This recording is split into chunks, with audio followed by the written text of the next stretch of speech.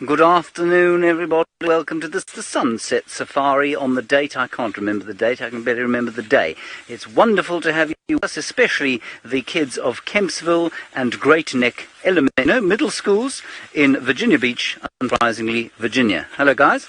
Please send us any questions you have through your teachers. They will send them through the Skype. They will come into my ear, and I will do my level best to answer them. My name is James Hendry. As you saw, Sensor is on camera, and we're going to try and track a leopard. Blake, you're wondering about mountain lions and if we find them in Africa. Well, not mountain lions like you know them, no. So we do find lions sometimes live in fairly mountainous areas, but they're African lions. We do not have North American mountain lions here in Africa, no, not at all. The big cats that we have here, of course, the lion, the African lion, the leopard, which is what we're hopefully going to try and find on foot a little bit later, and the cheetah. Those are the three African big cat species. So we don't have what I think the Latin name of the mountain lion is Puma concolor, and that's what you guys would refer to probably as a cougar or a mountain lion. Right? Ooh, lots of questions today. Pen, you want to know how fast a leopard runs? About this fast.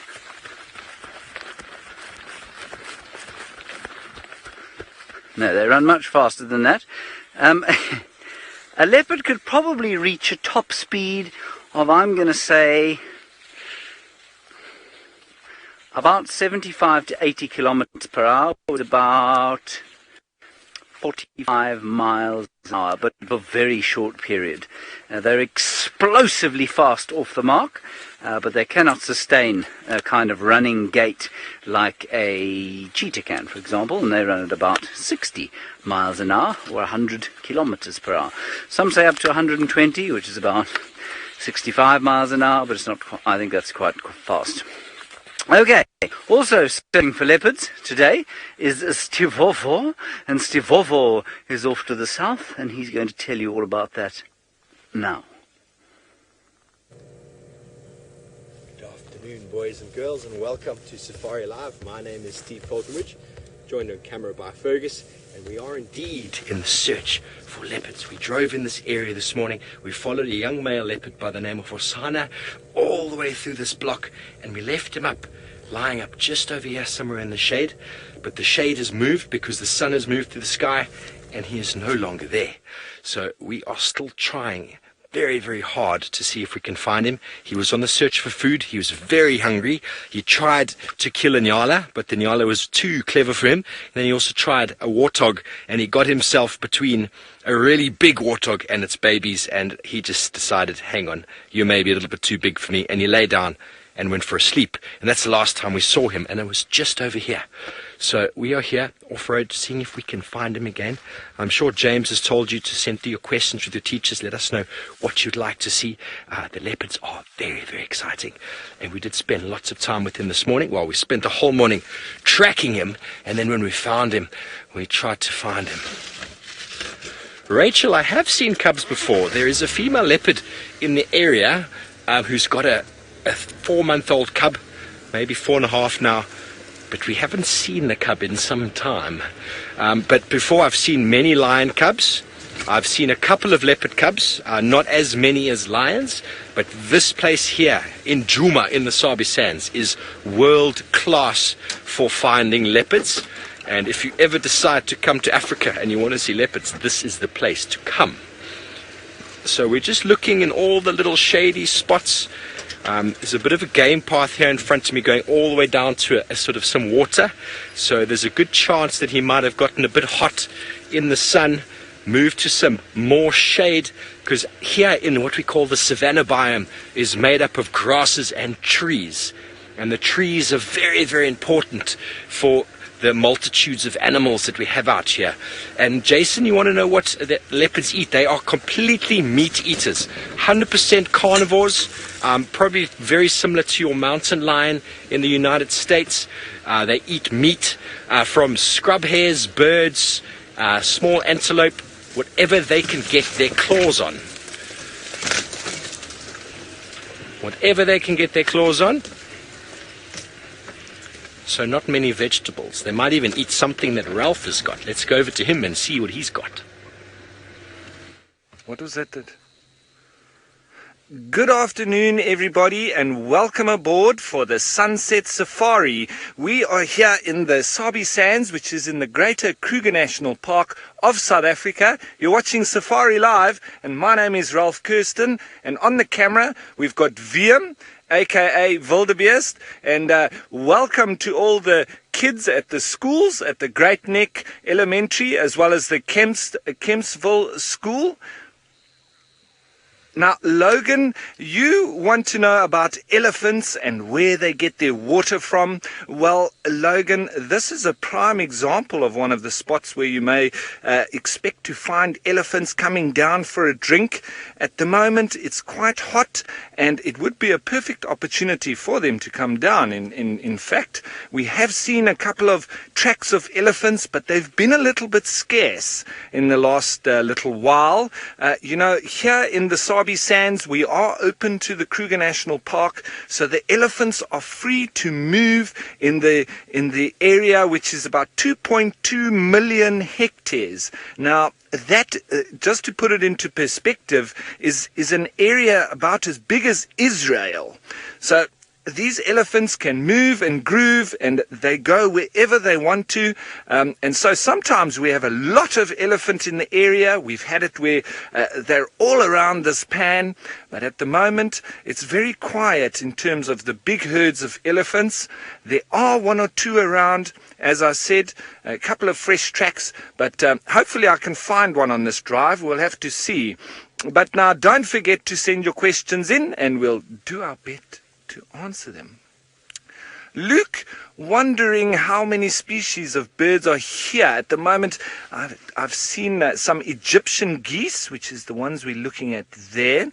A very common kind of goose that we get all around South Africa, and of much of southern Africa, in fact.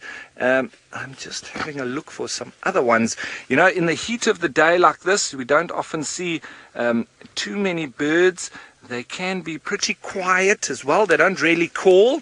So once it gets a little bit further on into the drive, we're going to start seeing some more. And on my drive this afternoon, I'm going to be heading towards Chitwa Dam, which is rather full of birds. But at the moment here, there's Egyptian goose. There's a couple of little green shanks and maybe a plover or two, but not too much. There's a plover calling on the opposite side of the water there. Ariana wondering about hummingbirds and if we get any of them in Africa. Well, Ariana, not particularly. I don't think we actually get hummingbirds anywhere in Africa. It's more the little sunbirds that we get. Now, they're also very similar to the hummingbird, but they can't hover as well as a hummingbird. They don't have that sort of forward and backward motion of their wings, but they do feed on flowers and nectar, and they've also got a very long bill. So very similar to a hummingbird, also very small, and very pretty birds, a lot of them as well. Now, everyone, I think we're going to get on the move a little bit here, head up and see what we can find very interesting. And speaking of things interesting, let's head you on over to James on foot, and I think he's also looking for something interesting.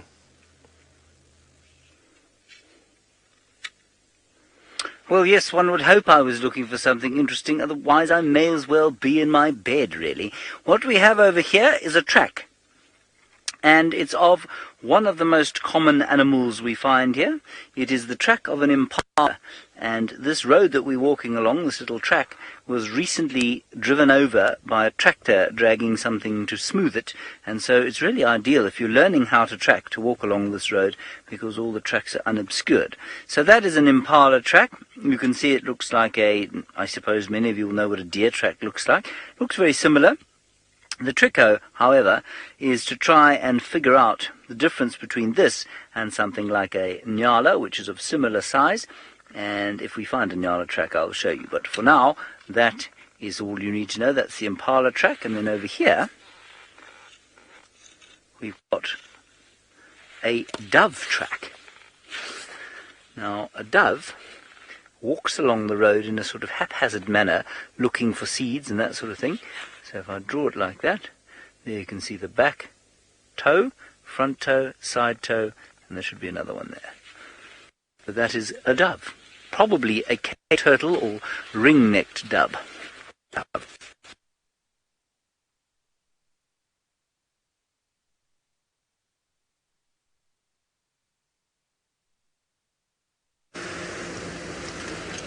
Ooh, I don't know what happened. Those gremlins attacked again. But you know what? We've just been seeing some birds that have just bumped up. So we're actually just having a look here. There might be something sinister that's been walking through the grass here that's maybe bumped these birds up.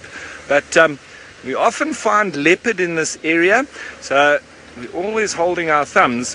I know that Steve has been very lucky the last couple of drives. He's been able to find a leopard and a very famous one called Hosanna. So I hope that he's been able to catch up with him, or he will catch up with him at least. I don't want to put the pressure on him. Riley, very good question, and wondering around how we keep track of the leopards. Well, Riley, it's all down to us just forming a network between the guides. So we talk, and it's very important as the guides to talk between each other, between the lodges, and if for instance, like Steve finding Hosanna, a very famous leopard in the last couple of days, he would have also let other people know. He's told us where he saw him, and then we can follow up after that. Unfortunately, with leopards, they do move around quite regularly, and they're not so much like lions, where in the mornings, if you see lions and they go down for a rest in the shade, by the afternoon, you can pretty much be sure that they're still going to be there. With leopards, they can still move around in the day, so it can be a little bit more difficult. Yusef, wondering around the numbers of leopard and if they're endangered. Yusef, obviously their numbers have taken a knock with the increase of populations of humans. But leopards are the most adaptable cat on the planet, so they're not particularly endangered, no. They're an animal of least concern on the IUCN red data list, so it's not too much of a problem for leopard. They can be found all over the world. You find them in India, you find them in America, the different kinds of leopards there. It's all subspecies of the same animal, but we've even found them in very built-up areas of humans, you know. So they're the most adaptable of all the cats, and with that, their numbers are quite stable. Mackenzie, wondering what would eat a leopard, or what is the predators of them. That's very interesting, because mostly it would be around other predators. So leopards would be worried about lions, they would be worried about hyenas, they would also be worried about other leopard, and mostly, you see, that's one of the reasons why leopards in fact take their prey and climb up a tree. It's to avoid those other predators, not particularly cheetah, because a leopard would be able to manhandle a cheetah, but for instance, if an adult cheetah came across a very young leopard, he would obviously, because of the competition, probably kill it. So it's all competition between the different predators, and that's where the leopard would then have problems, and mostly between other leopards, I must say. Bella, wondering around their coat and how where do leopards get their spots. Well, in fact, Bella, cheetahs are the ones with better sort of spots than leopards have. Oh, and here we go. We've just got some of our very and as I stop, they just get a little bit skittish. These are one of the little animals that we'll look at, and if they make calls, alarm calls, they'll be indicating to us where leopards are as well. So we often stop and listen to them. Now, that question around the spots, it's all down to genetics and where you get your different colorations from, where you get your coat from, as humans, where you get your blue eyes or your blonde hair, brown eyes, brown hair. It's all through the evolutionary process of your particular species. So, like me, I've got blonde hair, blue eyes. It's quite a recessive gene, the XY chromosomes. But I won't get too much in detail there. But normally, if my mother has blonde hair, blue eyes, and my father has brown hair, brown eyes, the chances are that I'm probably going to be more likely to have brown hair and brown eyes than having blonde hair, blue eyes. But if both my mother and father had blonde hair, blue eyes, it's almost exact that I will also have blonde hair, blue eyes. But it's all down to genetics and what is passed on from parents to offspring. Now, those little guinea fowl have just disappeared off into the bush. We're not too far from Chitwa, so I'm going to start up and see, heading in there, what we can find. There's normally some hippo around, so a little bit more excitement. And it's starting to cool down a little bit. The sun is starting to go down on the horizon, so I have a feeling we maybe see something exciting down by the water. Now, while I head off to Chitwa Dam, let's head you off to James, who I think might have a little dance to show you. I'm sorry that you lost us there, everybody. I'm not sure what happened. There are a few technical glitches of being out on foot out here and sending this picture that you can see all the way to you in Virginia Beach live. What we have over here is known as a knobthorn tree, and that's because it's got, unsurprisingly, knobs on it. But the most interesting part of this tree is the nest. Not the ones that are obvious on the outside of it, but the one in the middle. You can see one big stick nest. In fact, there are two big stick nests in the middle of the tree. And if Senzo comes over here, you can probably see them better from where I'm standing here. Now, these are the nests of a migratory bird called the Wahlberg's eagle. And the Wahlberg's eagle has left us now. They've gone north into, well, probably not quite North Africa, but just south of the Sahara. And that's where they will spend our winter, which is, of course, your summer. And they're the most beautiful birds, and they come straight back to this nest every single year, which is astounding. And this couple is a pale form couple, which means they're both whitish. And they gave birth this year to a baby that was brown, which was fascinating. Anyway, Magnus, you're wondering which birds of prey do we have here? We've got lots of different birds of prey. We've got about 8 different species of eagle that come in here now and again, 2 different species of snake eagle. We've got 5 different species of vulture. We've got about 5 different accipiters or goshawks. We have a couple of falcon species, so quite a lot of birds of prey. Best to watch them in the summer, or best to see them in the summer, because most of them, or a lot of them, will migrate during our winter. And although it's probably about 82 degrees here right now, they do disappear as the day starts to shorten and they go off north. So most of our migratory birds have left us already. Thank you, Magnus, for that question. It was a good one. We continue heading down towards the little water holes on a warm day like this to see if we can't find some tracks of a leopard. Now Yusuf, you're wondering how many species of birds there are here in South Africa.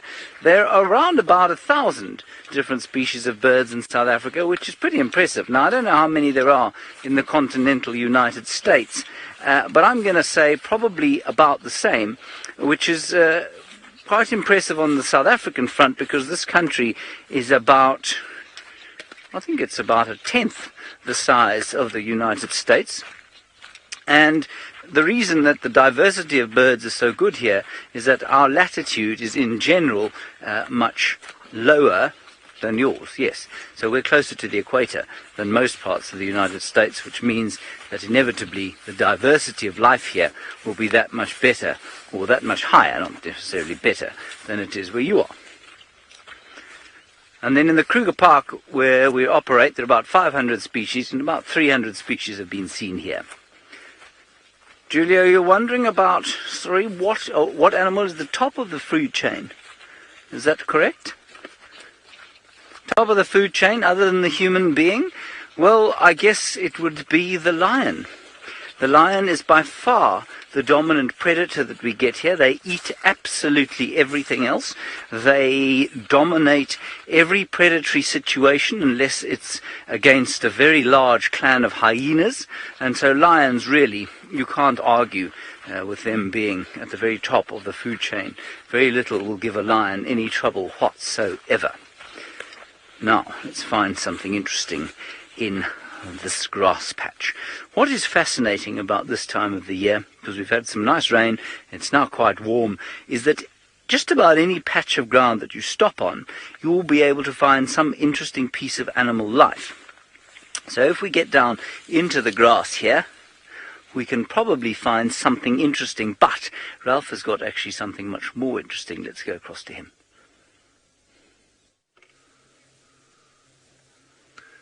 Very interesting indeed. We've spotted one of the animals that are our little carnivores here in the Sabi Sands. This is a little black-backed jackal, and it looks like he's doing a little bit of late afternoon hunting.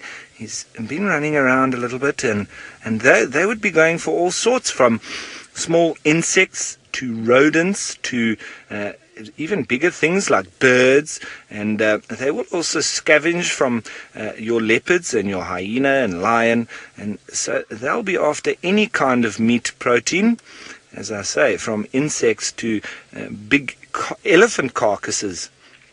This one now, it's still a bit hot, so he seems to be moving along a little bit in the shade, but you can see that very clear reason why we called him a black-backed jackal. He's now just going to lie down and enjoy the afternoon breeze. But we've got a wonderful setting here. There's some big bull nyalas that are walking around as well, and also showing off their lovely white hair. Diana, very good question there, wondering around where the jackal sits in the bigger scheme of things and what family is he in. Well, he's in the Canidae family, so that's all part of your dogs, and that would then also be related, I would be supposed, to the wolves that you would get in America, and I know dingoes and coyotes and all those kind of animals. So he's one of the smaller species of dogs. Remember that hyena are not part of the dog family. They do look like dogs, but they're more like in between dogs and cats. Now look at these big bull nyalas, all walking together, a little bit of a bachelor herd. And they sometimes show off that white hair on the top of the ridge of their back.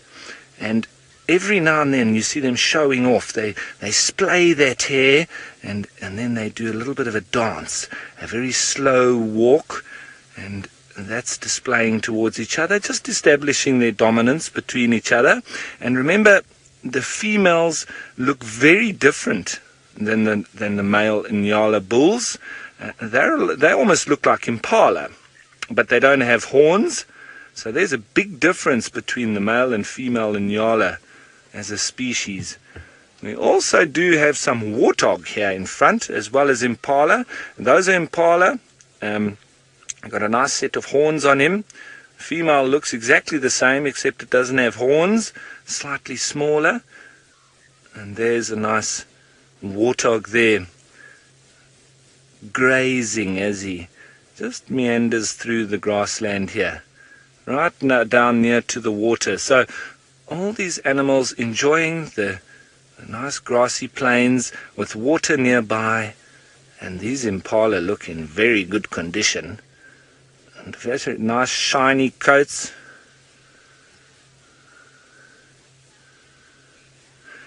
Julia, wandering around or asking around the movements of animals and if they migrate in winter.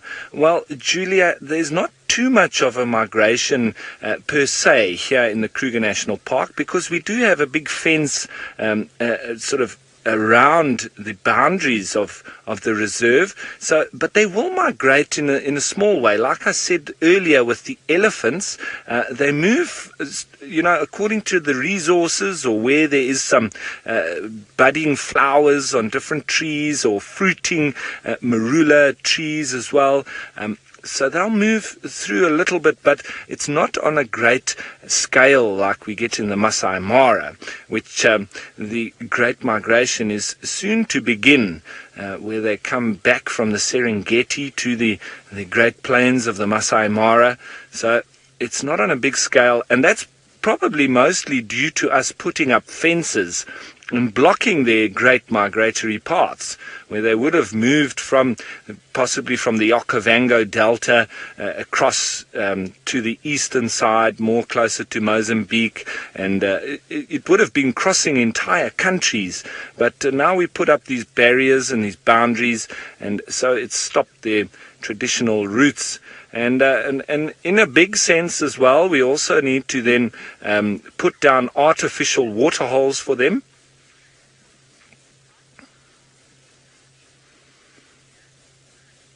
Chris, wandering around or asking around the reproduction of animals and if any of them are having the dropping of babies at this time of year. Well, Chris, there are some animals that drop babies all year round.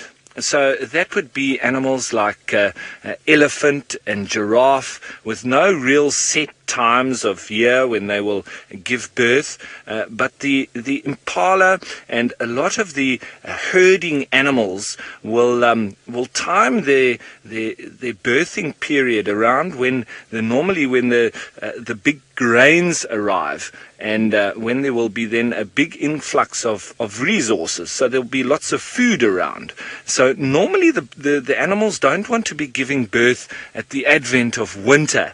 They want to be giving birth at the advent of or just after the advent of spring, when there's lots of food, because when the females drop the babies, they also lose condition a lot, and they want to be able to regain their condition when they're feeding the little youngsters all the milk, and so they need lots of food to sustain themselves. So they want to have their babies around that time. And if they had to have their babies in winter and there wasn't enough food around, obviously their condition would suffer and they would get weak, and they would also be susceptible to predation by leopards and lions and all that. And they've got enough to worry about with their little babies, and they need to protect them and keep their eyes and ears open all the time.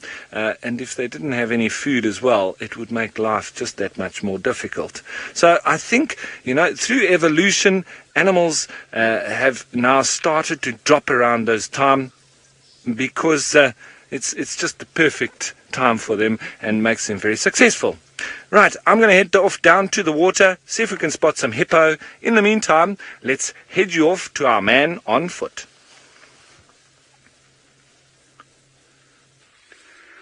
Okay, we found this leopard. I nearly stood on him. We had some birds going. And I went to look underneath this bush, and he exploded out. But we weren't in any danger. He just tried to move away from us, and that's what he's done. But in order to try and get a view of him now, it's going to be difficult. So you've come across to me now. And what we need to do is listen out for alarm-calling birds or squirrels. There. Ilwe. Utwil. There's a squirrel alarm calling over there. I'm talking to Herbert, who is our game scout, tracker extraordinaire. It was his idea to come to this area. He thought this is where the leopard might have come. I found this all. What do you think? We're going to go across the top of the bank here and see if we don't get lucky. Now, if Steve gets the car in here, he'll have a much better chance to have a good view of the leopard. Because on foot, they are afraid of us. They are potentially dangerous, which means that we cornered him, if he felt like he couldn't run away, then we'd be in a lot of trouble. But he will almost always try and get away from human beings. Balekela. Ja, shingena so. Evan, while Herbert looks for the track, sorry, I'm going to ask for your question again.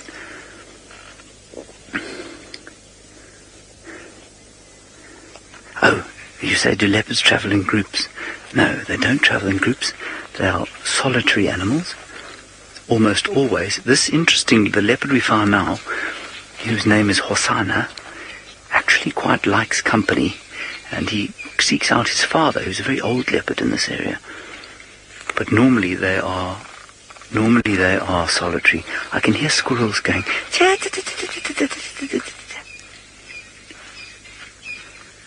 That's the second time I've nearly stood on him today.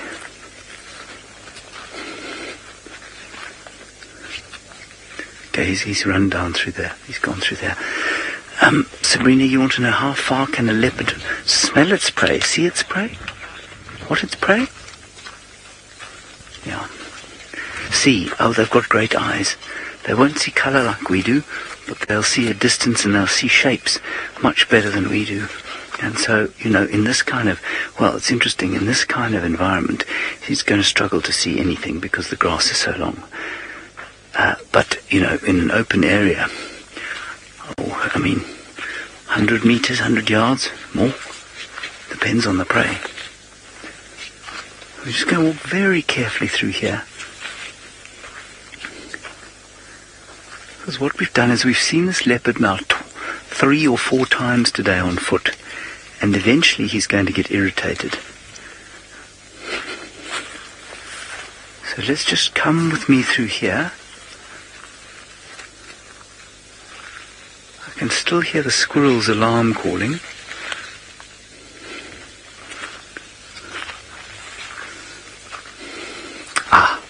Blake has asked a very clever question. You want to know why they're more afraid of us on foot than in a car. Blake, the reason is that we as human beings are seen as the apex predator here. We are seen as predators because we evolved in Africa with these predators, and they know that we are hunters by nature, and so they are afraid of us. In the vehicle, they don't see us in the same way as they do on foot, because the vehicle, I'm pretty sure they can recognize us. The vehicle is a big kind of smelly thing that masks our scent, and doesn't look like people walking.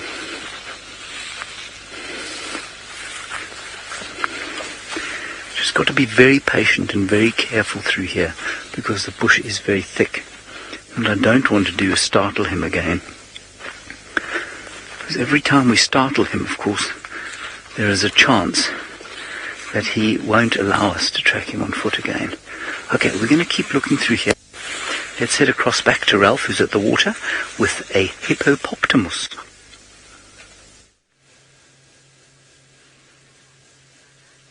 And, look at that, everybody. There's lots of hippos here at Chitwa Dam, and also just off the dam there, as VM is now expertly going in, is one of our most iconic representatives here in Africa, the famous African fish eagle. And I know that he looks quite similar to, I think it's the bald or the golden eagle in America. You could correct me if I'm wrong. I know there's one of your big eagles there that looks very similar to an African fish eagle, but he's a lot bigger than our African fish eagle. We have quite a few bigger eagles than the fish eagle, but why he's so iconic is because of the call that he makes, and I hope that we get to hear him. But this one not calling at the moment, probably looking down into the water, just looking for some fish. Dominique, you're wandering around dangerous birds and which one is the most dangerous in South Africa. And for me, it's got to be the crowned eagle. Now, that's our largest eagle, or the heaviest eagle that we have, and he's got the broadest wings for a particular reason, because he can catch monkeys and small antelope, so he's able to pick them up and fly off with them. So the potential, and it has happened in the past, that a crowned eagle can come down, swoop down from the sky and take little children. So you've got to be careful where crowned eagles occur. And I would say they're one of the most dangerous of all of that, because they hunt mammals. And here we go across to some of the other most dangerous animals, and that being that of the hippo. Now, hippos have killed more people than all of the big five combined. But they don't look very dangerous in that kind of pose. And they look very happy, don't they? Look at the terrapin there.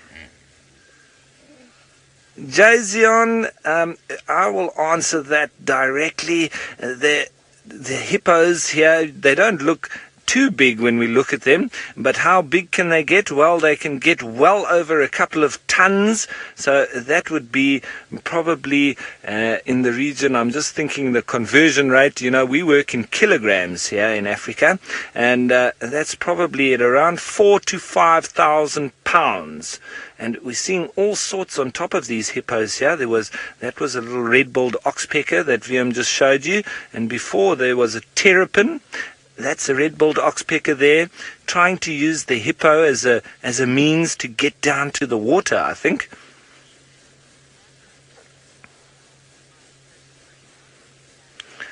Valerie, hippos would be worried about animals, mostly humans, but generally in the water, they're not worried about any animals. And look how that one's posing nicely for us.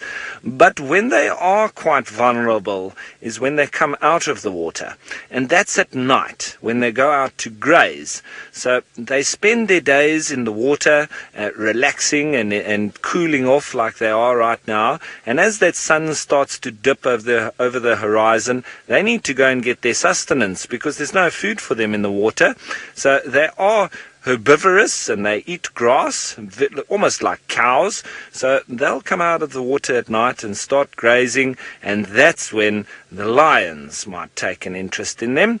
And lions are known to hunt hippos quite regularly, especially in youngsters or ones that don't suspect the dangers of lions, and they leave or drop their guard. But in a pod like this, in the water, they're not really scared of anything.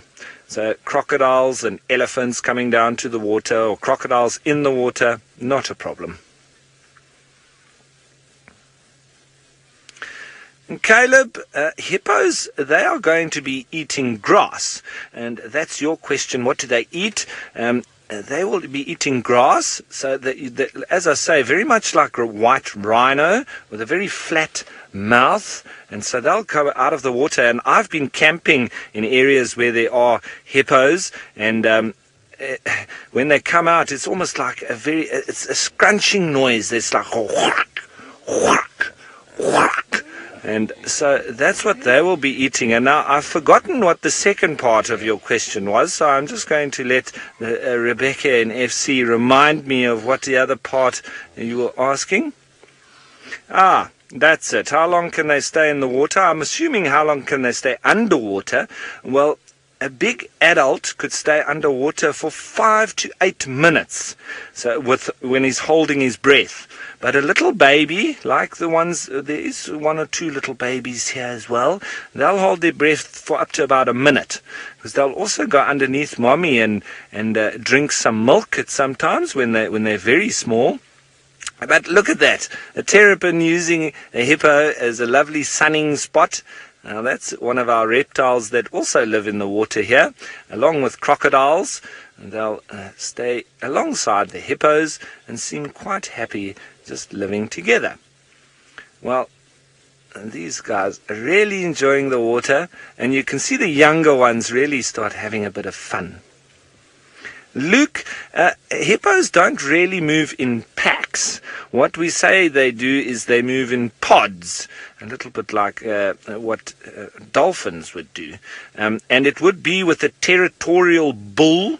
So you'll have one big male that's in charge, and he'll have then a lot of females and youngsters. There will be young males as well, but generally only one real big male that will be in a big pod like this. And there can be another pod nearby or other bulls in the same pond, but they don't generally stay in a group like this together, because there will be quite ferocious fights. Now, look at that oxpecker. There's some wounds on that hippo, and he's coming down because, what are animals that eat blood? They are called sanguinivores. There's a word for you, quite a big word to remember. Sanguinivores, like we get herbivores, carnivores, but animals that eat blood, like this red-billed oxpecker, called a sanguinivore. I'm not sure on the pronunciation, sanguinivore, but it all means the same. They eat blood, or drink blood, I should say.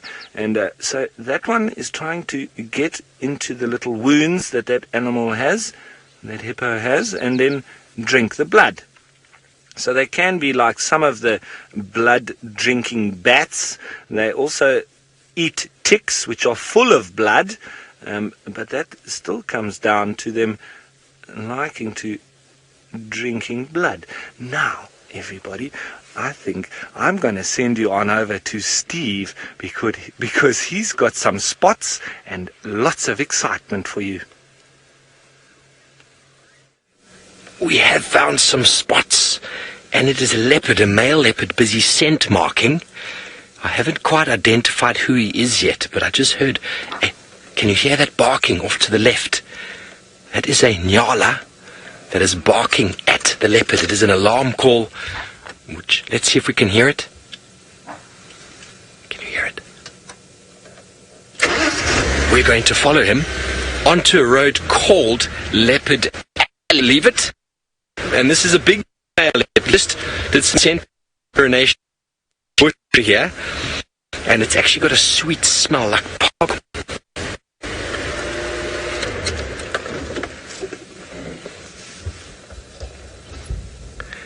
There's the male walking along, and Ferg, we've got the actual nyala busy. Oh, it's gone, don't worry. The nyala was sitting there, and it was busy barking at the leopard as it saw it. Ashley, no, leopards will have a territory. They'll keep that territory for their entire life if they can. Once they're about 3 years of age, they'll start demarcating, maybe 3.5, 4. If they're strong enough, they'll try to demarcate an area. And that's what he's doing through territory spraying. He is indicating, this is now my spot. So we're going to keep moving. Hopefully we don't lose signal. We're having some technical issues with this vehicle this afternoon. We do humbly apologize. But we found the leopard. This is not even the leopard we were looking for. So we'll still try and see if we can find him a bit later. He walks. Look at this Sabi kumuri, hey? Fergie. There's a new male who's moved into the area, and by the way he's moving and walking and strutting his stuff, presume he didn't give me the same look in the eye that I'm used to Hukumuri giving me. There's a big male leopard. You can see the neck, the jowls.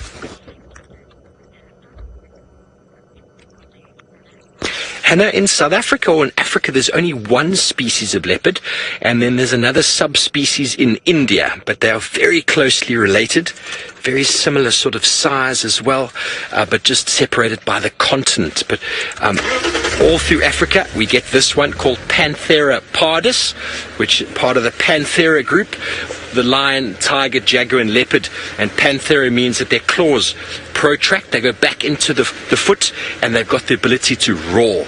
The leopard sounds like a chainsaw or like a bow saw through wood. I'm going to try and do it for you now without scaring him. Kind of sounds like that. But let's look at the leopard. It's much more interesting than my face.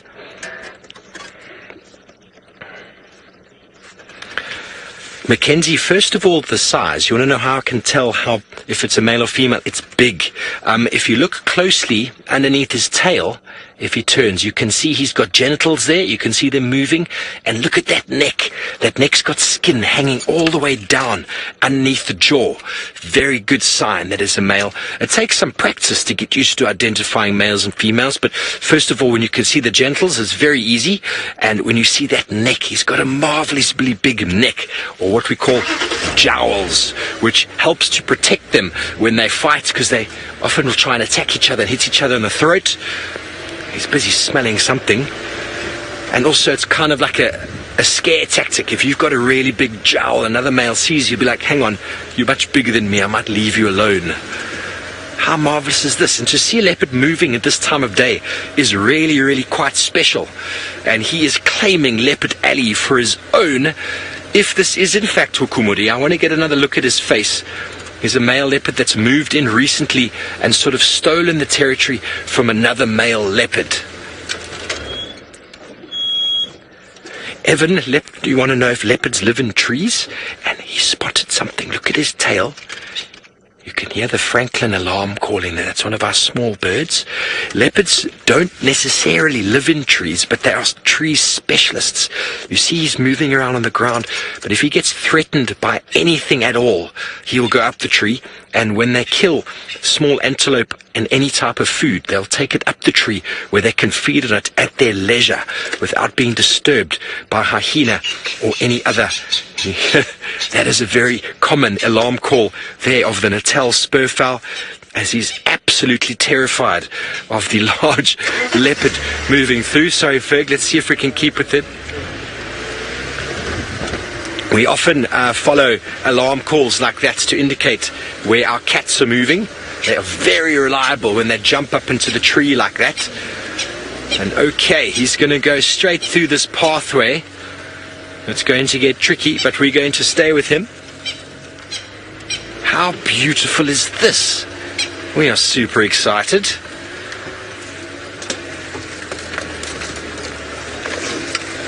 He's probably going to drink at this little muddy pool of water.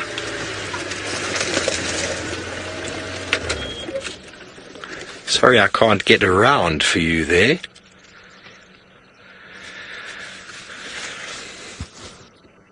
Jar Zion, you'd like to know how leopards mark their territories, and for one, they will walk the boundary and they will scratch their feet on the ground, they'll rub their faces on a bush, and then they will scent mark by backwards spraying urine, which we kind of saw him doing before. You saw how he was in that bush and he would have been spraying backwards the urine. They also will call when they walk, when they do territorial marking, and that is to sort of space themselves out and to advertise immediately where they are, and if there is a male or female nearby that would like to maybe visit or compete, then they will be able to react quite quickly. Whereas the scent marking is just a trail that gets left to show that the territory is occupied, and as these leopards move through, they'll be able to smell that urine and not go any further. Hannah, you want to know how leopards camouflage if they have spots? Well, Hannah, that camouflage is incredible. We're looking at him now in the open. If he goes and lies down in the grass there, in the bushes, he will completely disappear. With the naked eye, leopards are extremely camouflaged. And us, as humans, see color. A lot of the prey animals, the food that the leopard is trying to catch, they only see black and white, so they can't see the definition or the depth. The spots break up his outline, and he gets very camouflaged. It is about as camouflaged as you can be for an animal, and the leopard is the absolute specialist when it comes to stealth and camouflage.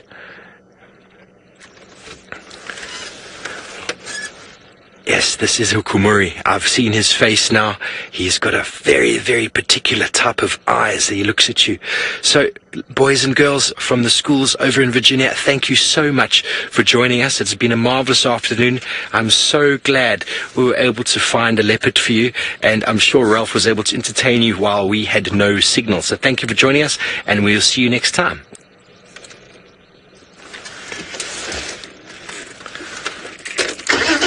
Welcome back to the regular verse. We're going to stay with Hukumuri.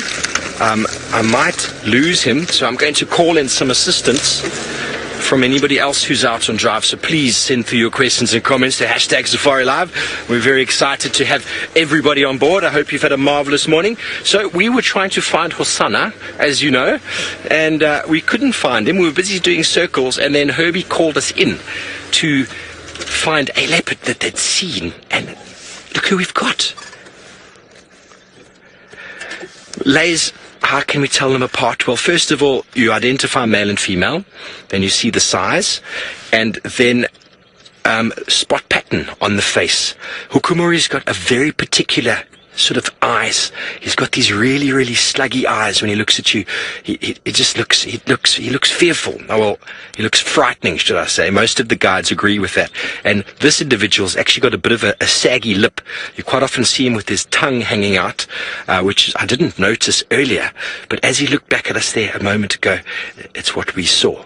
So if you just forgive me for a moment, I'm going to call in reinforcements so that we can maybe keep up with him if he crosses this drainage system. Stations, I've located Hukumuri. We are with him on Ingwe Alley. He might cross the drainage onto Weaver's Nest. Okay, so now the reinforcements are aware. If they would like to come and help, they can. But let's see what he does. It's so strange. Where he's looking right now is where we had Hosanna this morning, moving in the opposite direction.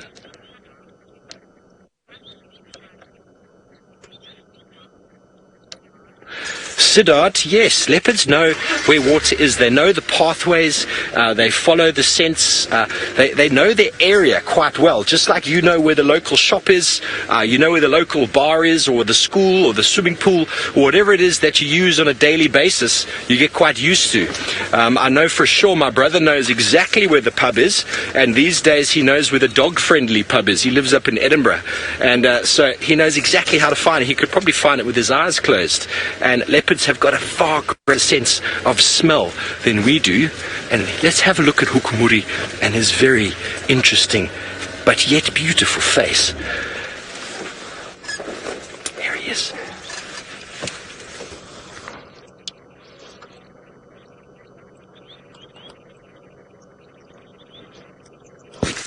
Okay. I am agreeing with you now that I'm getting a proper look. Ladies and gentlemen out there who know these leopards far better than I do, it is indeed Tingana, the old Duke of Djuma. He gave me a look before that reminded me of Hukumuri, and it's so amazing that he's actually scent marking, that he's back in Djuma and he's following the paths. He's following the paths that Hukumuri has been on, and he's looking in fairly good condition. The jowls are there. He's looking quite hungry, so I do apologize for getting the spots wrong, but we are now finally in a position to spend some time with him, and I have lots of faith in all of you back home, so thank you for sending through your comments there. Tingana back on Djuma. Hey, Tingana. So we have found the dad of Hosanna and the rival to Hukumuri, and I would not be surprised if there is still some fight in this old Duke. He is back scent marking on spots that Hukumuri has been. Sabrina, if you're talking about the spot patterns on leopards, they do generally look different. You can see, we're looking at the right side of his face. You can see that above the whiskers, there's 1, 2, 3, 4 spots, and then a very small one on top of that. And that is his right spot pattern. We will call males 3-4 or 4-2 or 4-4 or 5-5, depending on those spots.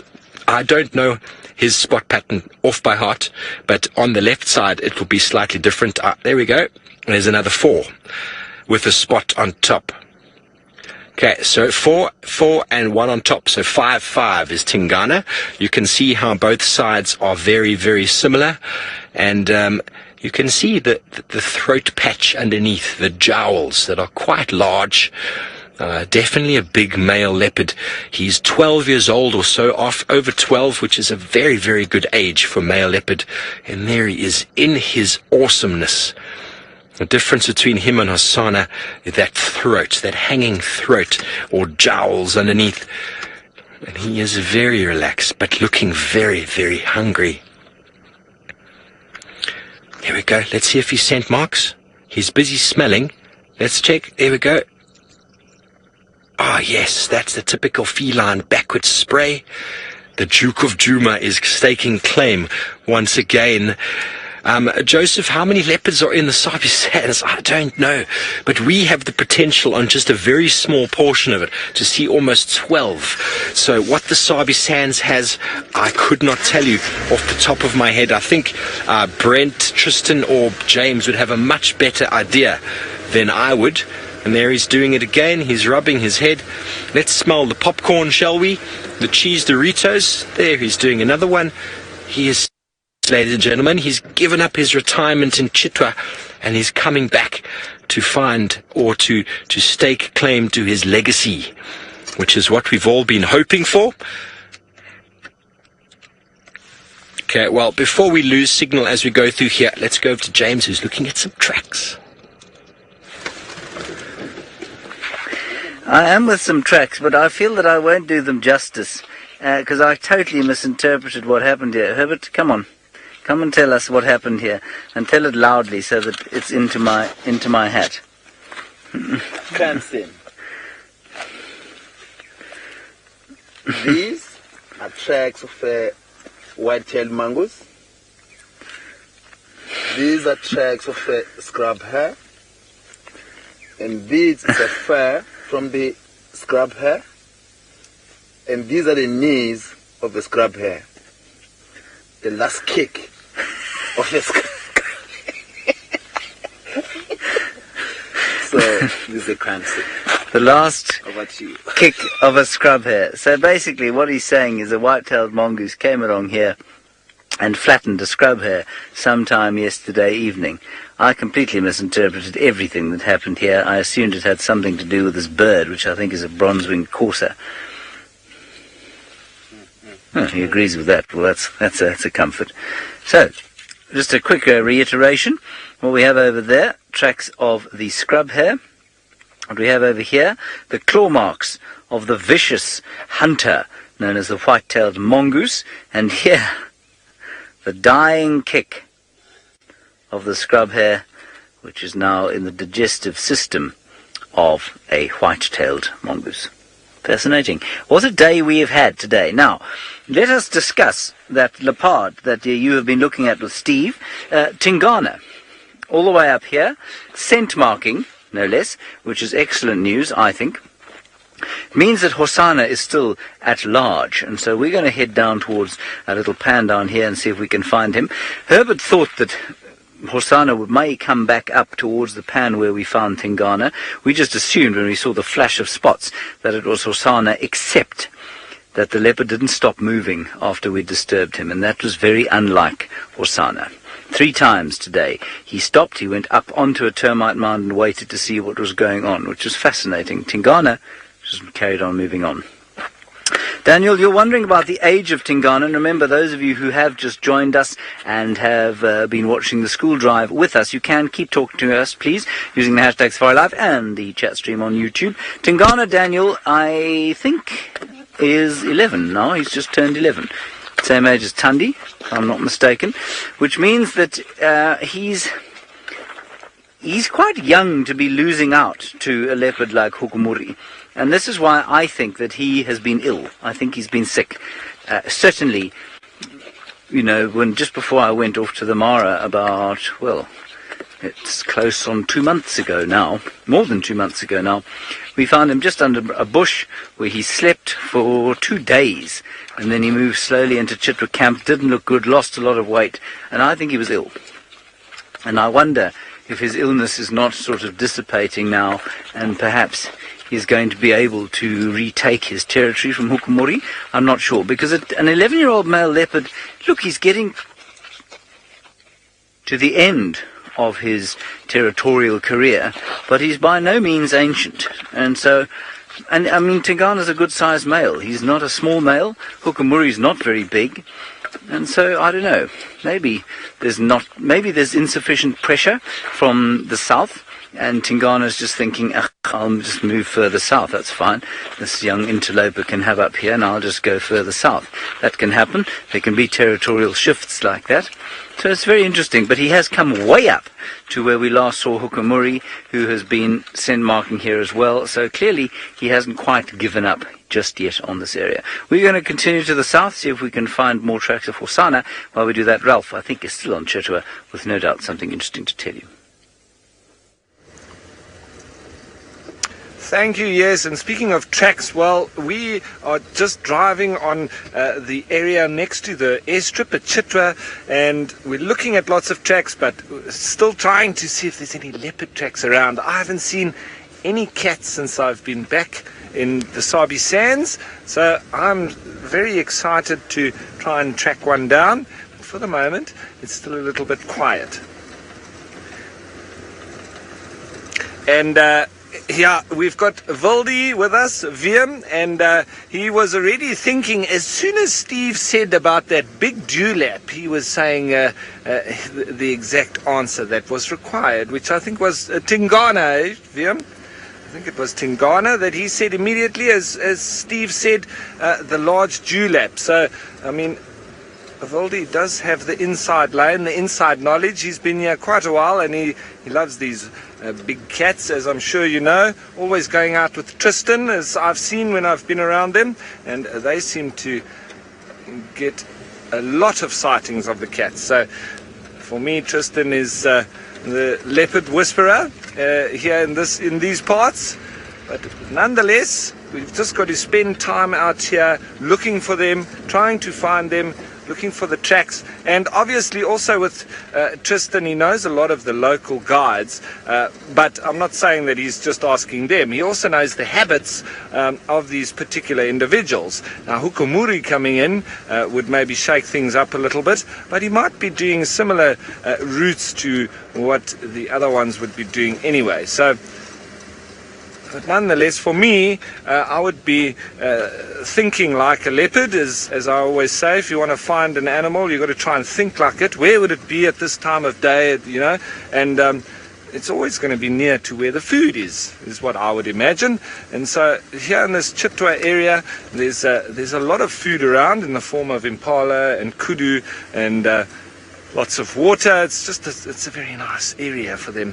And I would say that they have hung here. Now, have a look at these, this aeroplane. I just want to show you. Now, that's not just to...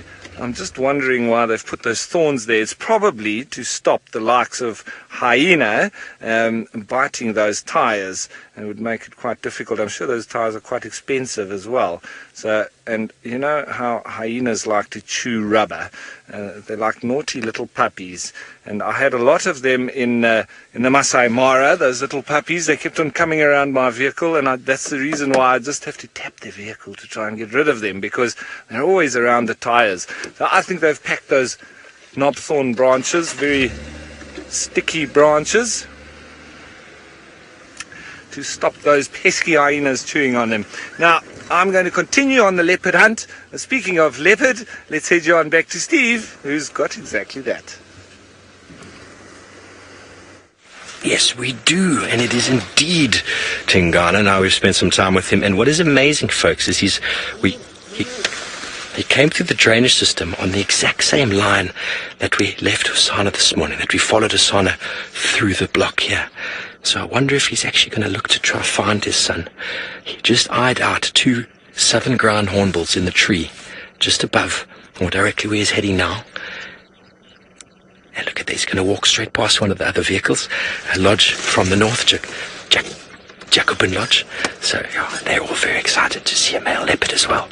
Aren't we thrilled? Look at him, he's definitely on a mission.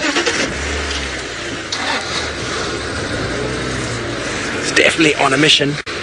And they are super excited, those people. They're having umbrellas and wraps around their head, and it's not that hot today.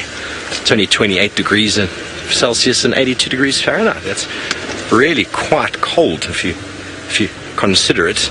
We're just going to do some leapfrogging, with the vehicle. It's the best way for more than one to view a leopard walking down the road. And I think maybe Tingana is going to find Hosana for us, because we left Hosana probably about a kilometre that way, and he's walking directly in his direction. Or maybe he'd like to snack on the southern ground hornbill. I don't think he minds that it's a rare and endangered species, that the Endangered Wildlife Trust is doing very good efforts to reclaim their numbers. It's good to signal for this guy to go forward. Well, just jump him for, eh? You're fine by, eh? Enjoy, folks. Just explaining to him that we're going to do some leapfrogging. And "for" is a very nice term here for brother.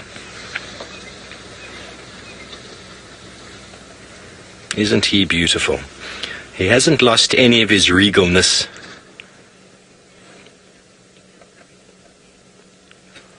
Minamu, when a leopard scent marks, not only the male scent mark, females will actually scent mark, and you'll get probably about 3 females or so within the territory boundaries of a male, and when they scent mark, their urine has got a signature to it that indicates reproductiveness. You've heard of the Flehmen response. A male leopard will walk past and he'll stick his nose into that urine, and he'll do that very interesting sort of grimace with the teeth, and that will indicate how or where receptiveness, or how receptive that female might be. That is how they do it. That's how most animals do it, in fact. And you've seen that funny little thing they do with the lip. Well, that is it. Okay, well, it looks like he's going off-road. We've got 2 vehicles, so sometimes it makes it a little bit easier to follow a leopard. Well, we're going to keep following this beautiful Duke of Djuma through the bushes here, and while we do that, let's go over to James, who's found a very pretty little beetle. I have got a little pretty beetle, and we rescued it, didn't we, Senzo? It was in the water. Poor little thing, sitting on the green algae, and we managed to save it. It's very grateful. Its name is Lucinda the ladybird.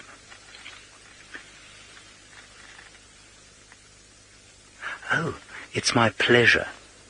A beauty like you should not be left to be eaten by a terrapin from below. Yes, no, I agree. Some aphids. I don't have any aphids here, I'm afraid, but I tell you what, we'll put you on that tree over there, and I'm pretty sure you'll find some aphids over there to eat. Oh, you want to fly there? They don't speak very clearly. No, well, she wants us to take her there, so we'll just take her quickly over to this gardenia. Oh, she's gone. Fly safe, Lucinda. May the aphids be plentiful. Thank you, Herbert. Ooh.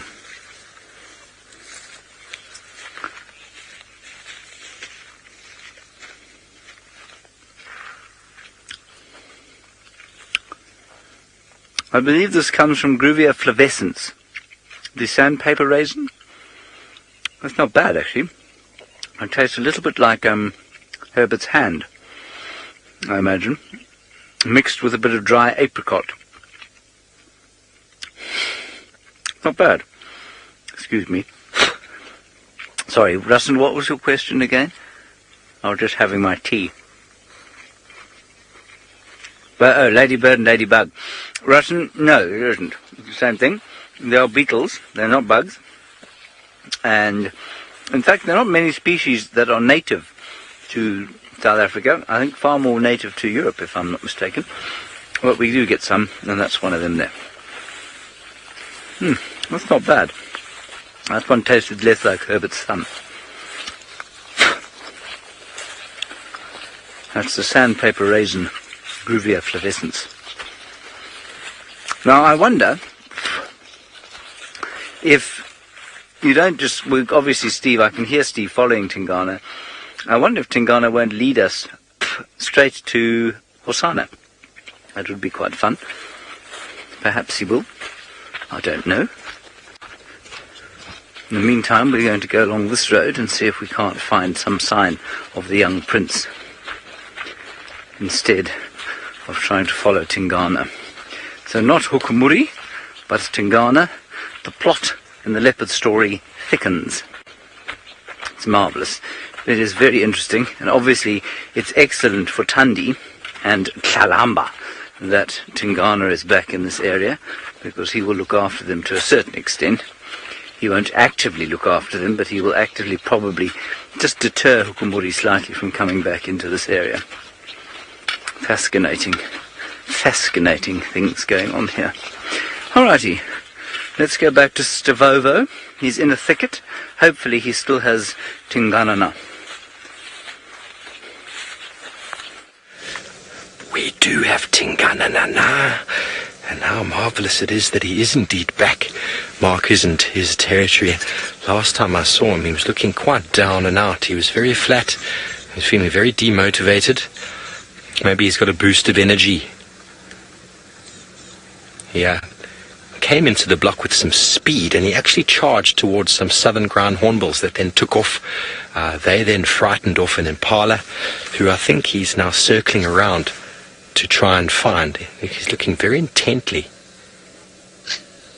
There's all sorts of alarm calling going on here. There's a francolin in the tree just to the left of him. He's busy shouting. Lots of smaller birds too are right. A bird party that's shouting. Very interesting to see what it is.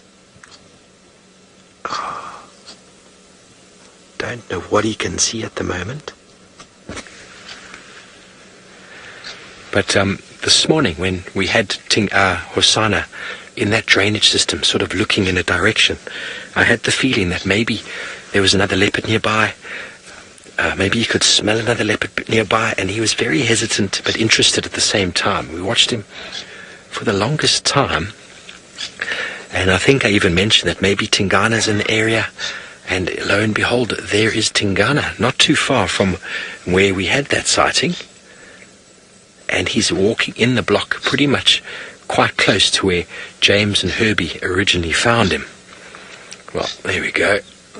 But he's maybe showing a little bit of his age now, but marvellous that he's moving around in the temperature. As I said, it's not that hot, but it's still an uncomfortable temperature for an animal that's covered in hair.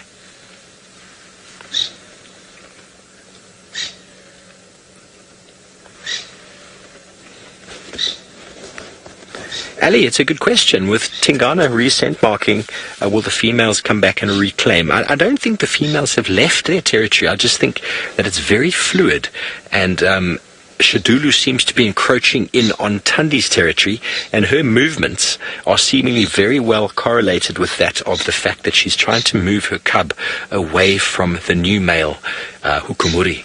But now we found Tingana, or James found him, very close to where Tandi was last seen. Not to where the cub's tracks were last seen, but to where Tandi was last seen with Tristan.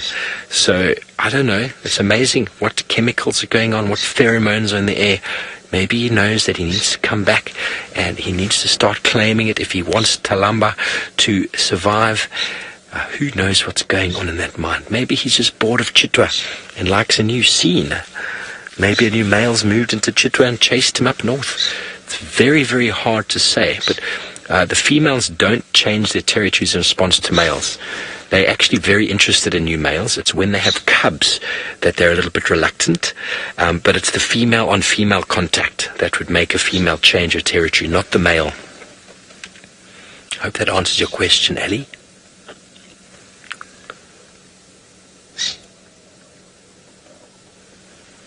Okay, I'm going to reposition, see if we can get a better look of his face. I know we all like looking at him. I do anyway.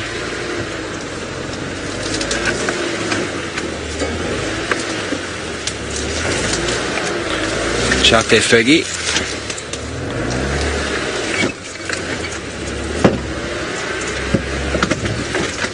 Okay, we're just going to stop right there as I'm parked on a big stump. But there he is, looking very regal, looking very leopard-like. And maybe he's come back to prove us all wrong, that he is not indeed in retirement. He was just having a sabbatical. Wouldn't that be marvelous to see some nice interaction between Hukumuri and Tingana? I think the old Duke has still got something in him yet. Definitely smelling something in the air.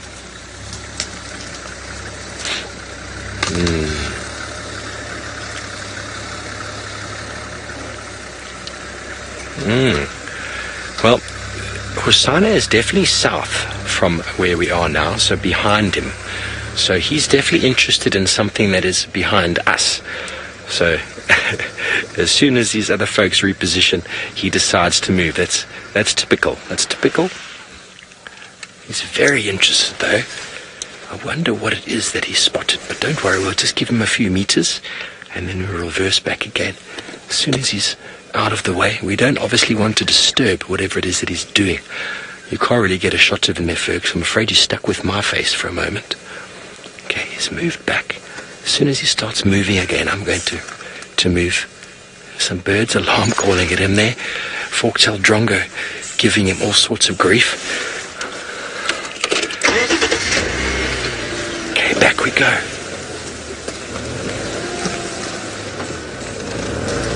Hold on, chaps.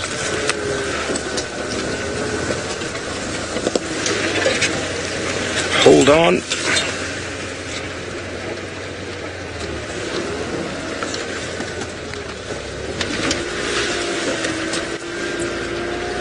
Okay, we'll just stop right there. There's an amazing little bird party in and around his head. There are blue waxbills. There are cisticulars. I saw a green-backed pytilia before, which is my favorite bird. And I don't know what he's spotted underneath that bush. Maybe he's waiting for a mongoose to come out. Or a scrub hare. Something that just moved very slightly and caught his attention. Maybe he can smell it. But you can see the interest is piqued by his tail. It's just sort of wagging like that. That sort of poised attention.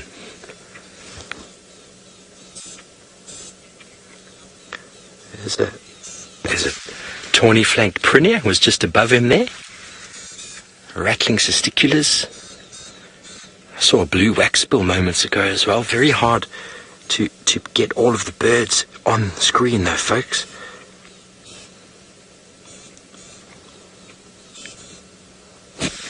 I don't know where to look. It's a birding mecca. So I think we're making up for our silence on the show for the first 45 minutes. Here we go. Look at his poisonous. Is it happening? No.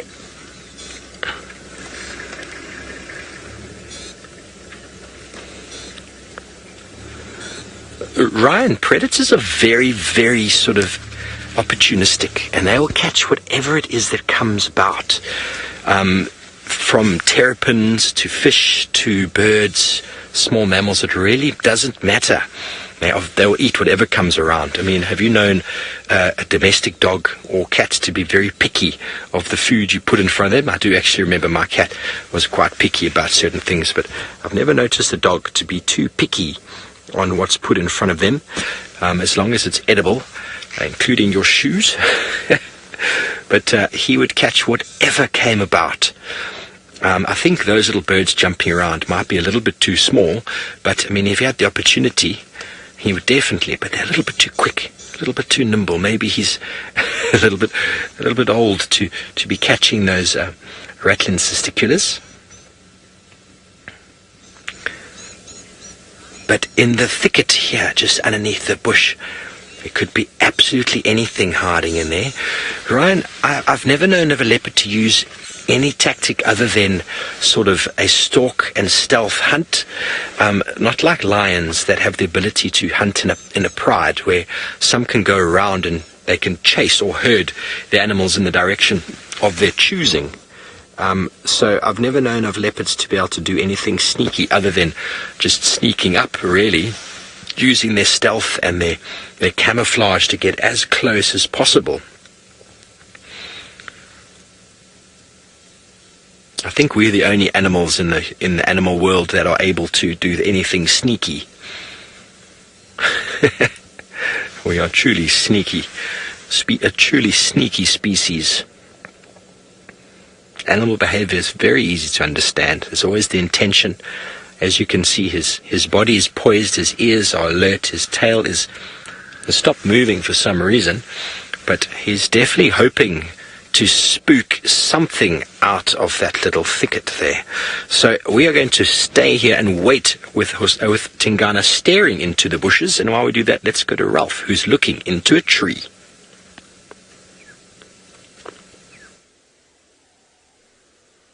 Yes, everyone, and I'm sure there's quite a lot of you that have probably seen this area around where the elephant died. And Viam was telling me that it had an injury to its stomach where another elephant had sort of stabbed it.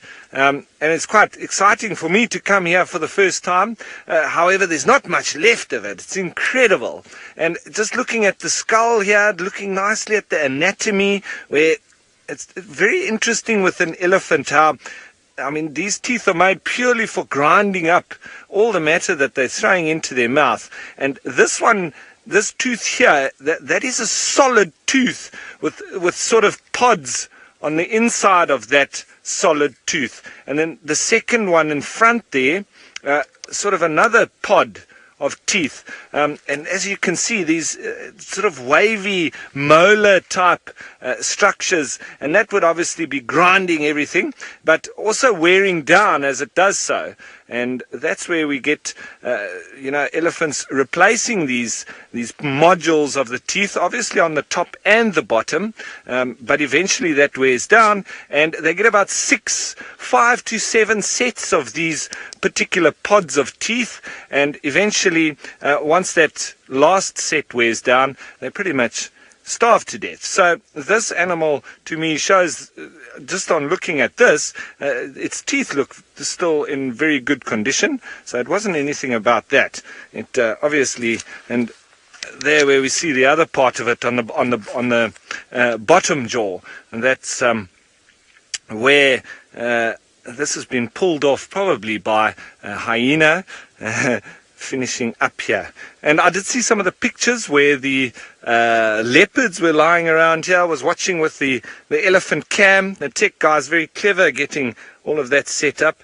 But it's just, everything is just spread everywhere. And there's been so much activity that it's actually, look at the grass. It's all been worn out. You can see the hive of activity that it would have been around this animal, and all the meat that would have been available, especially with the hyenas. Viam saying the hyenas lying over each other in this area. They're so fat, full of meat. It's really incredible. And a lot of the old skin, the flesh, pretty much all that's left. Here's some of it there, and it's still very rubbery, but it's also wearing out. I'm sure when it was first here, quite thick. Now it's almost turning into powder as well. So even the skin eventually is going to disappear. I think we might be trying to do something with the skull in terms of preserving it and just having it as an educational tool, showing people. But wow, for me, what a spot to come to. I mean, that is absolutely incredible. I'm just going to walk off a little bit here. One of these big bones there.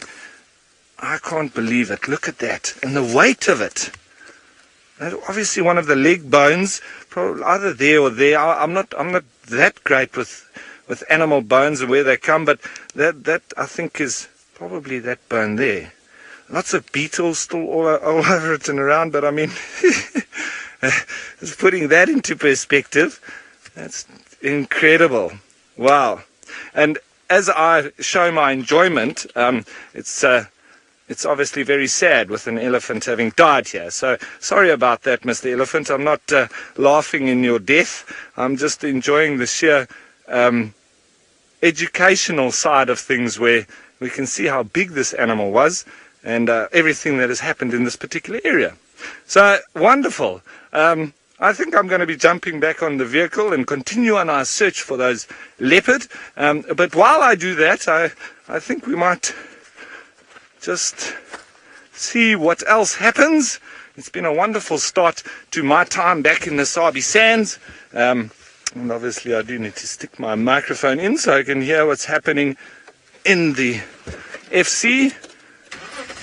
But wow, wonderful.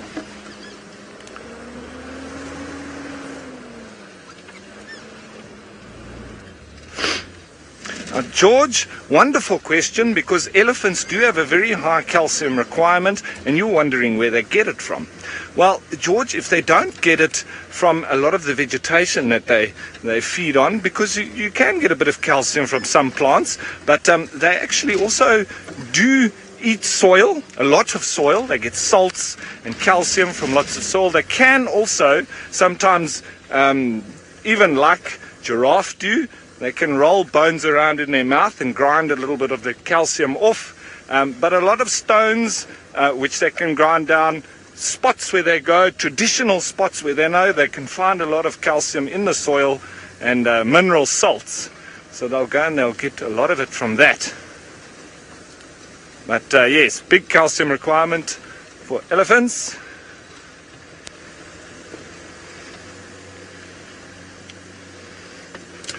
Lady Starfire, very pertinent. You're wondering about the smell in the particular area.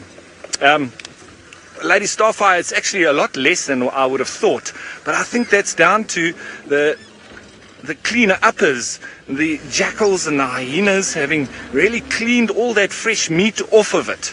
So, and I think they've been back again and again. I'm sure the vultures have also been there scraping all little tidbits off. So they've really assisted in the decomposition of that very big animal. And that skin, as I showed you, it's in a very late stage of decomposition. So yeah, the smell's not that bad. Obviously, when we first arrived, it's a little bit of a shock, but it subsided. It's not one of those very pungent smells, and the flies are all gone and everything. So that meat is drying up as well. It's turned into a bit like jerky or biltong, the last little pieces, like there was a little bit, I think, by the back of the head. There's a little bit left there, but most of it gone. So the smell, no, not too bad. And I think what we might do, what we used to do with any kind of animal carcasses, is bury it, because then it decomposes quite quickly, and within 2 or 3 months you can go and dig it up again, and you clean it off with all the soil off with some water, and then you can stick it in an educational room or whatever like that. But while I continue on looking for leopard, let's head you on back to Skeeve, who's still got a leopard for you. Yes, indeed, we are with Tingana still, and he has been looking deeply into this bush and listening for the movement of anything. It could be a scrub hare, could be a duiker, could be anything, folks. It could be anything. These small bushes are so important for the habitat and the refuge of lots of small animals, and it is where they will go to hide and get away from predators, and it's quite difficult for a cat of Tingana's size to get in there and ferret them out. So he's going to hope he's patient enough and that they move so he gets a bit more of an idea of where they are. And if they come out, obviously his leopard reflexes will be there to catch it. Sandra, that's a very good question. I don't know, but I've seen leopards following trails on the ground. We saw Hosanna this morning following a trail for a very long time until he found a nyala, and then he followed another trail for a long time until he found some warthog. But they definitely can pick up cues in the air, probably a few hundred meters, maybe more than that, depending on the wind. Really, it's got a lot to do with the wind. If you've ever walked down the road in a sort of a factory city where someone's baking chicken, or a McDonald's or anything like that, KFC, you can smell that from quite some distance, and we don't have the same sort of nasal passage ability or smell sense that leopards do. So he's busy trying to smell something in there.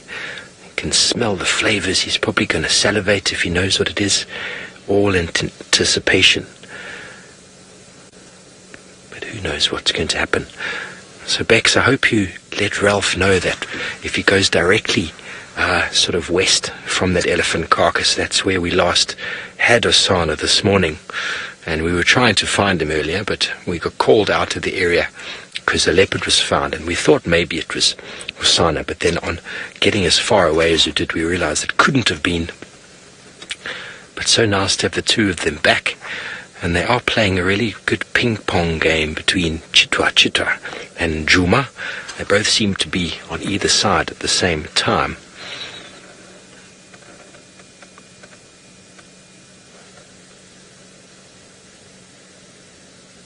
Laurie, no, I don't think Tingana would contact call Hosana at all.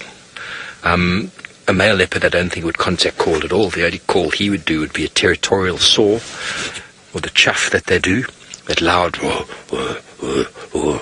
And that would be a territorial call, which is indicating his presence, indicating his strength, and also the sort of the deepness of that was indicating how big he is.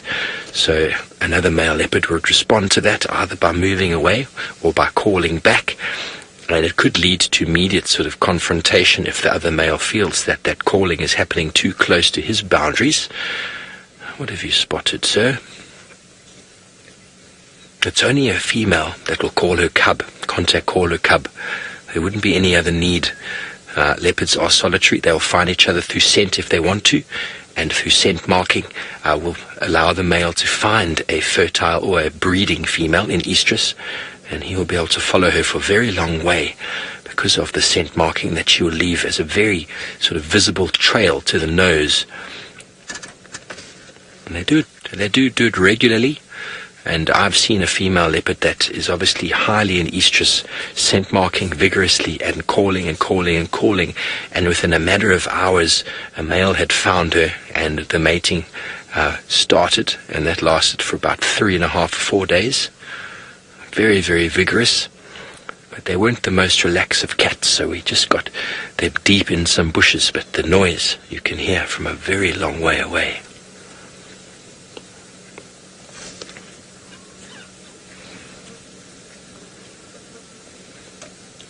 This is what it looked like last time I saw him. Didn't have any of the stately sort of movement and grace that we've seen him with this afternoon, or in previous times. But to see him scent marking is a very good sign. I think James agreed with that. It does bode well for the legacy. One last stand he's going to make against the interloper Hukumuri.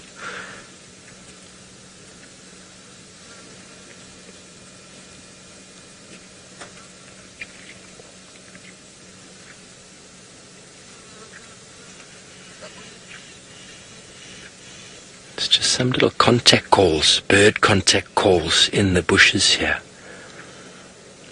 Very thick bush indeed, but we're going to stay here with him. We're not going anywhere, folks, but let's go over to James, who's walking through the bush himself. I am walking through the bush myself, and we found tracks of Hosana now. They've come out at Twin Dams, which is the dam middle and full south of Djuma. Now, I'm going to stick close to Herbert at the moment. Well, I was. Just look at the bird up there on the tree. Herbie's just in front of us on the road. He can see the tracks. What is it? It's just gone into a nest. This time of the year. Just keep watching. Did you see it go in? Senzo? Did you see it? Yeah, I saw that, but It's gone inside a hole. Let's just go a little bit closer, it'll be easier to identify. I didn't see what it was. Did you see what it was, Herbie? What was it? A southern black tit. That is interesting. And Hosana's come along the road here. Let's just have a quick look.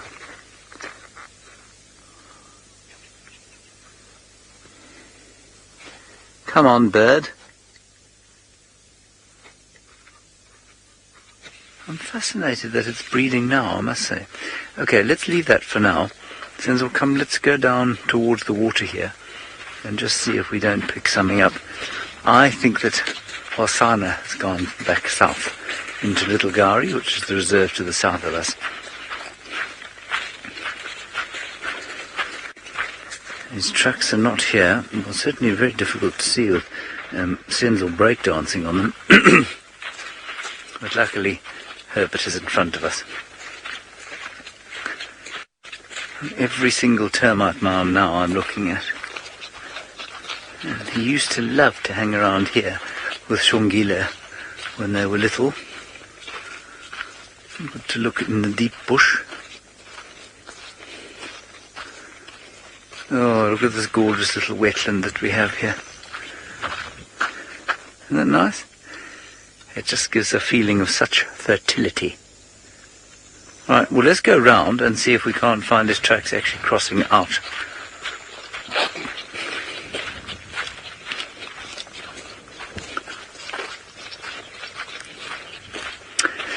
Bella, you're wondering about leopards and drinking. Appropriate questions. We walk past this little wetland. Leopards, like Hosana and Tingana, are actually independent of water, but because there is water available for both of them, they'll both drink probably, if not every day, every 2 days or so. But in a drought time, a leopard really won't struggle. So, I mean, Tingana would get all of his moisture from impala or whatever else it was that he killed. They're not dependent on water at all. Have we just gone down there to check? We'll check on the main road. This is Baboon Pan, where he certainly used to spend a lot of time with his mother when she was still alive. Rest her soul. And my great sadness, of course, is the loss of his sister, Shongile. She was my favourite leopard. No. I thought there was something on that mound over there, but there isn't. Just check the road. Could easily pop down. Be quite fun if Tingana tracked and found his son, wouldn't it? Okay, let's just pop across here and look onto the... There's a little kind of old dam wall here, which I think will be worth just checking. Looking left and right. There is a vehicle coming this way. So we'll peer with our binoculars for the telltale golden pelage with black and white spots.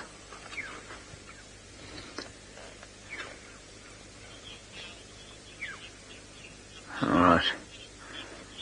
I'm afraid nothing here, so let's go back to our quarry's father. Not too far from here. About 200 metres away. Probably more than 200 metres. I can maybe show you on a map shortly. Where's that map, Ferg? Okay, so we're still with him. I'll show you whereabouts we are. Apologise for the coffee stain that was from this morning, but where are we? I probably should have looked first, eh? Okay, so we are over here. We're over there. And we left Hosana over there. So it's not that far away. Probably about maybe 600-700 meters, maybe more. Okay, well, let's go away from the map because he is up again. What has he spotted? There's nothing of interest there that I can see. But the temperature's definitely dropped a few degrees. This is the kind of time of day you'd expect to see the leopard up and moving. To have seen him when we did see him, maybe he removed in response to seeing some bipedal human beings in the form of James Hendry, Fergus, and... Who's... Not Fergus. Fergus is with me. Who's with James on camera this afternoon? Senza. Maybe he saw the coolest guy in the world, and Herbie and James, and he decided, I'm rather going to move away from these very cool people, namely Senzo, Mkize.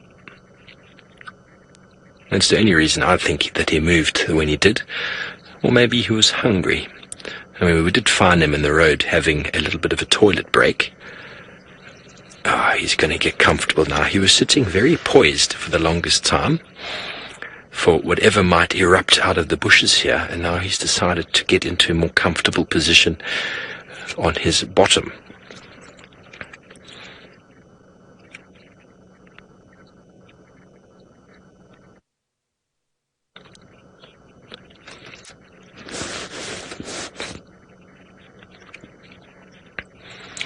Cameron, the late rainfall will only affect the movements of the animals, not the leopards really.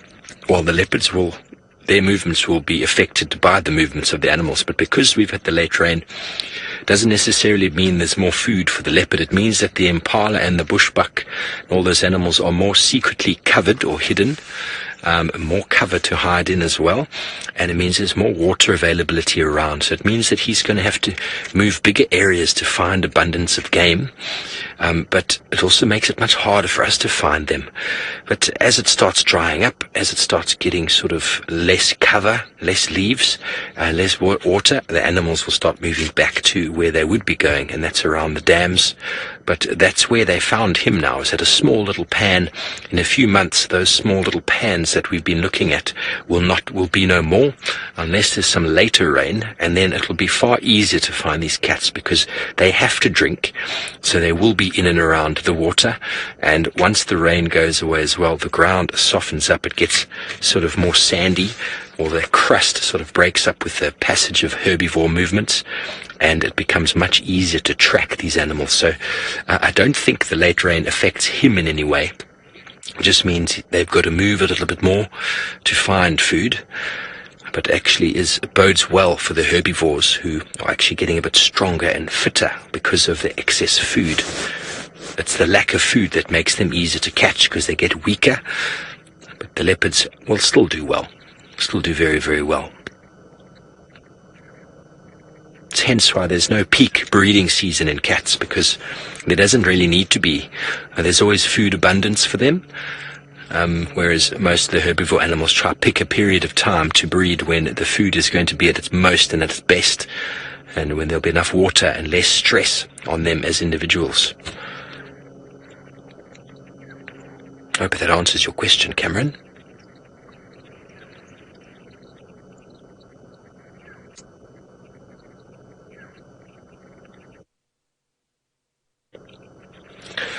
Gina, well, we're kind of in the end of the season now for the rainy season, and we don't really expect any more at this time of year, but it could happen. But the earliest we should really expect rain again is September. The savanna biome, that's kind of how it works. September, October, November is generally quite a nice rainy period. Quite often what we see now is those rainy months are moving back. So we're finding the rains coming in January, February, March, in this case even in April. So what we're seeing is definitely signs of global warming, of sort of weather patterns changing a little bit, but the savanna biome is actually keyed to summer rainfall. So how that's going to affect the structure, how it's going to affect the environment here is actually very difficult to say. Lots of people theorizing things all across the world about how global warming is happening, but essentially all we're doing as humans is accelerating a process that would happen naturally anyway, and we just hope that the plants, the environment, and the animals are able to adapt with these changes. And we now officially have a flat cat.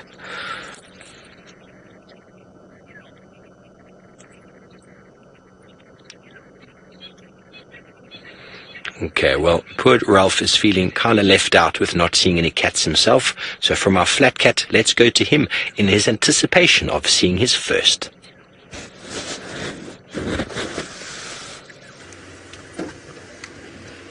Yeah, well, I am feeling a little bit left out, but I know my time will come, so I'm just being patient and just keeping on being perseverant, because that's all we need to do.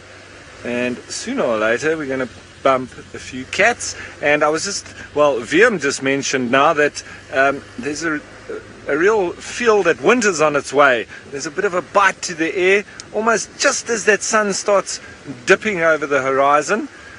It hasn't quite set just yet, but when we go into a couple of dongas or these drainage type areas where it's a little bit lower lying, you can not see the sun anymore. And you're in the shade, as you can see here. And yeah, that bite is there, so we're starting winter. And when I made my way towards the Sabi Sands, there was all the cosmos flowers, which is always an indication. The lovely pink and white flowers that you see next to the road, very good indication that winter's on its way. Right, off to James, and I forgot what he's got to show you. I want to show you the large intestine of a scrub hare. That's what I want to show you. That's what we're looking at here. This was the large intestine of Hosanna's dinner from last night. Now, on the subject of Hosanna, he was spotted going all the way east inside Torchwood, which is far to the east of us, and I suspect if Ralph really wants to see a cat today, he should head back towards Chitwa, because I suspect that leopard is going to cross back down towards Chitwa. That's where he normally goes, and so we are not going to see him on foot today. It'll just have to be the two leopards. Now, this is very disgusting, and what we have here is the dung pellets. You can see them forming there, and they're about to come out. Well, they would have come out the other end. Okay, let's go back to Ralph, who's got something infinitely more attractive than a bowel.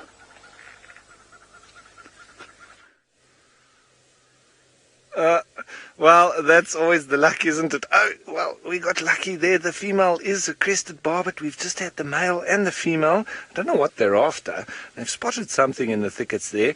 She's not quite as brightly coloured as he is. And sorry, James, for dragging you back here. Well, us here with your interesting, pretty bowel that you've got there. But sorry, I just love the sight of a crested barbet. They're almost like punks. And he's flitting up a little bit in the tree. Oh, there. Well done, VM. Excellent camera work there. For me, they're like the punks of the bird life. Pretty. And the call they make, I'm sure you've all heard it, the chick. No, that's a brew. They just go continuously. Now, I know I'm not doing it very well. But very interesting how they do that circular breathing. I was chatting about it yesterday. And using their syrinx to the max, they can breathe and call at the same time. Very yellow underbelly with that bib-like black coloration on the chest. There's a drongo coming to join us. But these barbets, and I'm not sure what they're after. Djuma, I agree with you. It is quite a pretty bird, is the crested barbet. The fork-tailed drongo, however, is also very pretty, I believe, but very pure, dark black. And he's also coming in to join in here. I think there's maybe some insects hatching here or something. I wonder if I should... the barbets are hopping back up. Maybe they're after that... I think it's a guarri that's maybe in fruit. Maybe they're after the fruits on it.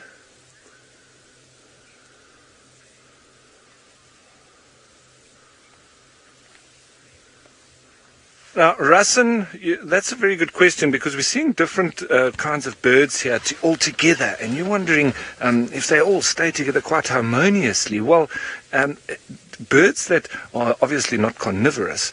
I'm just going to move forward while I answer this question, because there are a few birds here in the tree. Now, to answer that question,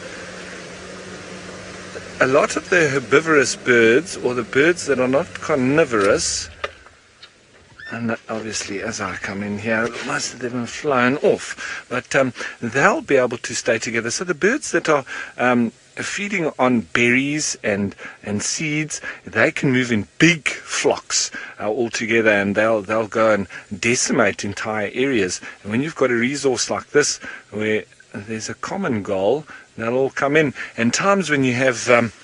oh, there's a squirrel. Sorry, I was still trying to find the birds in the tree. So I think it's all for the fruit of these guarris. And that's why they're all coming in together. So they're quite harmonious in this particular situation. But, for instance, they might have competition around nesting when it gets a little bit later. But in this particular instance, next to a resource, that's when they're quite prevalent. Now, sorry, Vian, there's a male who's ever so pretty up the top there, and he's just showing himself in the last little bit of light. Wow. Now, he's definitely eating on the fruit, because you see how he was rubbing his bill on the side of the branch there. It's normally getting rid of a little bit of the sticky nature or the flesh of the fruit that he's been feeding on.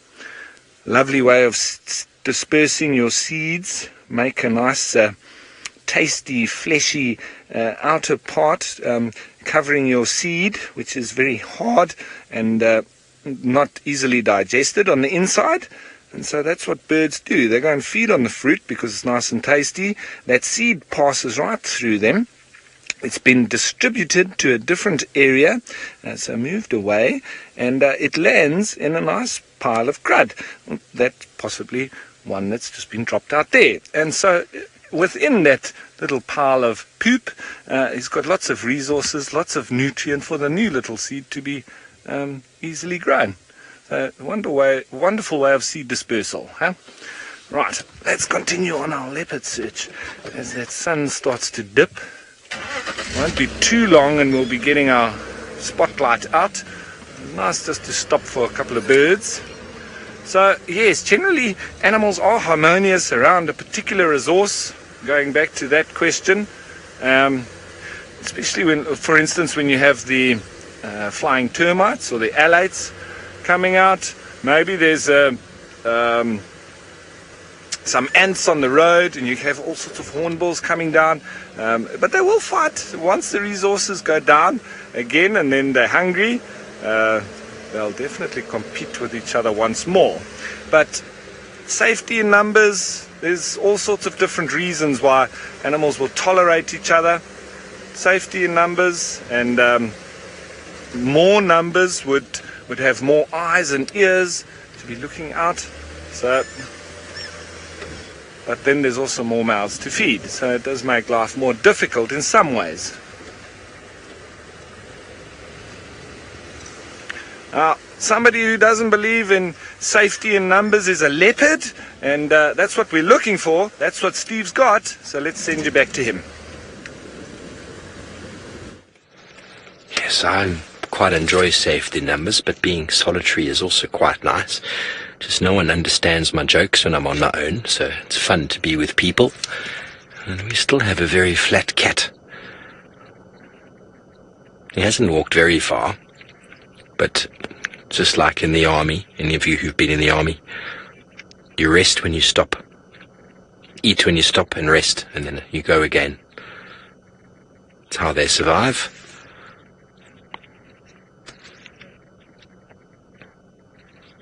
He's having a proper little snooze now. But he's always alert. Any movement nearby, he'll be up. His eyes are nice and closed though. There we go, a little twitch. Maybe he's dreaming, listening to my very soothing voice.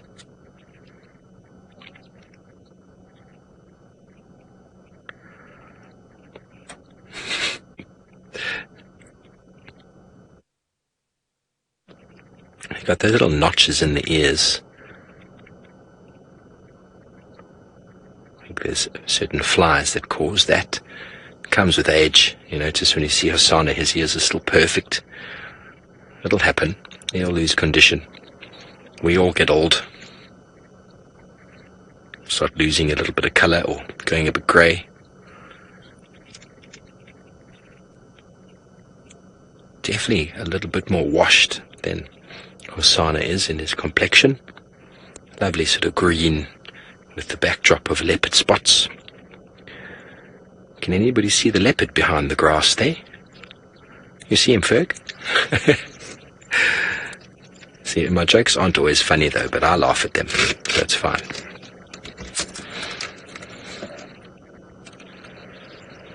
Marvelous cat.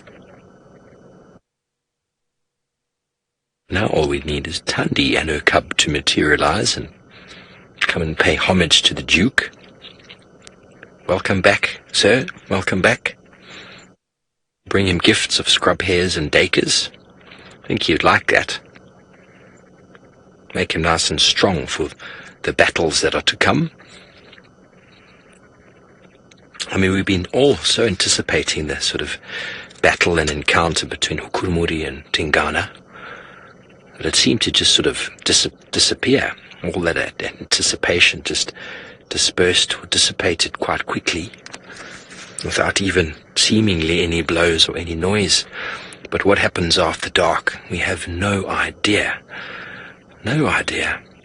I mean, we can read the tracks, but it's very hard to actually know what goes on in these blocks.